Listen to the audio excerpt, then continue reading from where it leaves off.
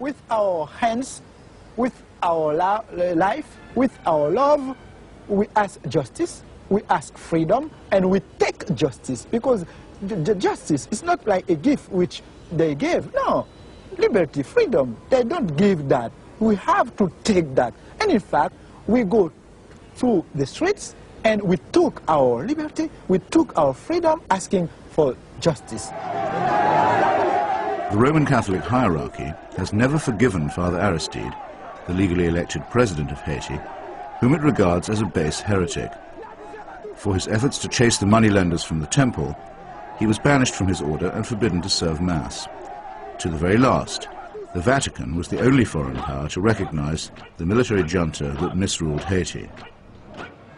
And the ground for this, too, was prepared by Mother Teresa. In 1980, she visited the island and accepted the Haitian Legion of Honor Award from Baby Doc Duvalier.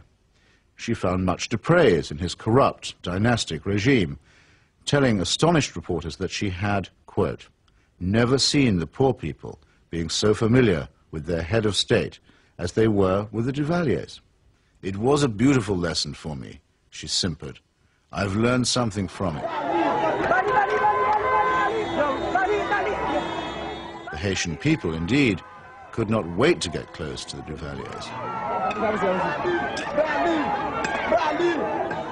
who in their turn moved forever to the French Riviera.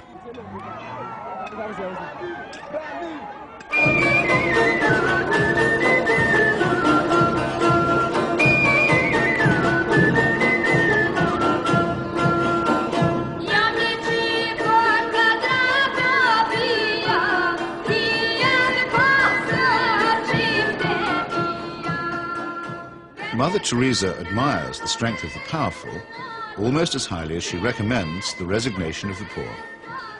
When she visited her motherland of Albania, she appeared to take seriously St. Paul's notorious assertion that the powers that be are ordained of God. The Albanian authorities had proclaimed the world's first officially atheist state. They had persecuted all forms of worship except that of their leader, Enver Hoxha. No whit abashed, Mother Teresa laid a bouquet on Hoxha's tomb. Not content with honoring a Stalinist murderer and despot, she also bestowed a wreath on the monument of Greater Albania, a cause that was once smiled upon by Pope Pius IX and his friend Benito Mussolini.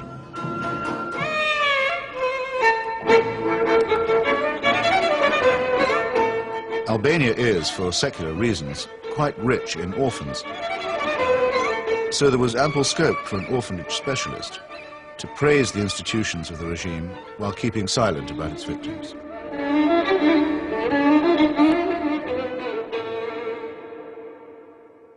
If it sometimes seems that the Saint of Calcutta is never actually in Calcutta at all, this may be because she operates more as the roving ambassador of a highly politicized papacy.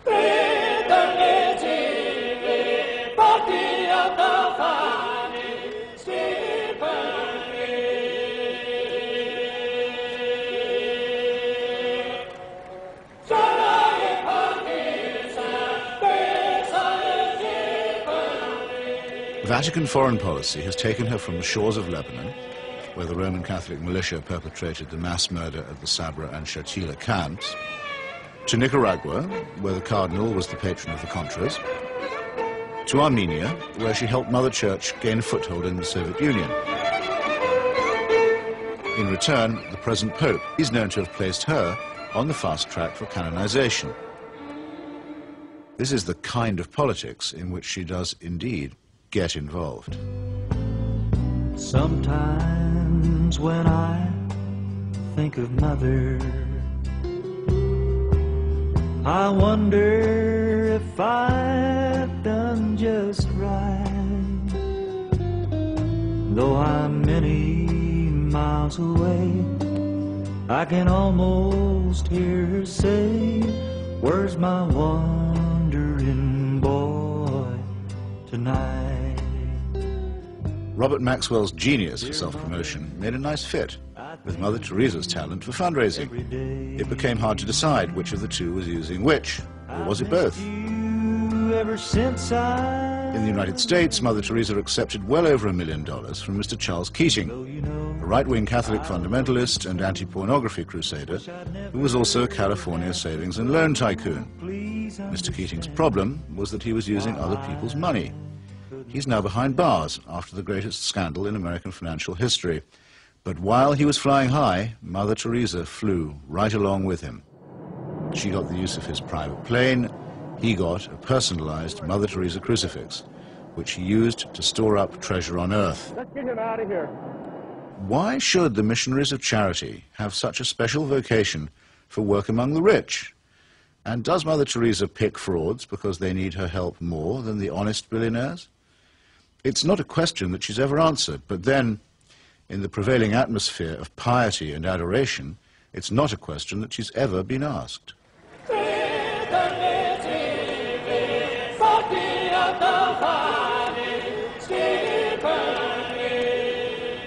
The Teresa cult is now a missionary multinational, with annual turnover in the tens of millions. If concentrated in Calcutta, that could certainly support a large hospital, and perhaps even make a noticeable difference. But Mother Teresa has chosen instead to spread her franchise very thinly. To her, the convent and the catechism matter more than the clinic.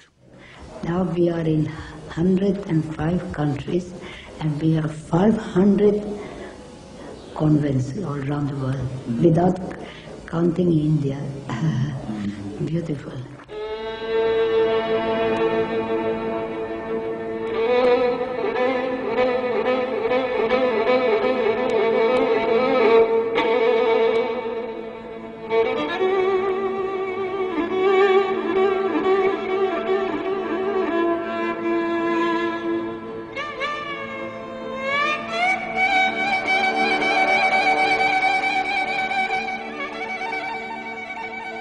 Modesty, simplicity, humility. By these canonical keywords, we are taught that we may recognize saints. Yet Mother Teresa regards herself as mandated by heaven, which is hardly modest.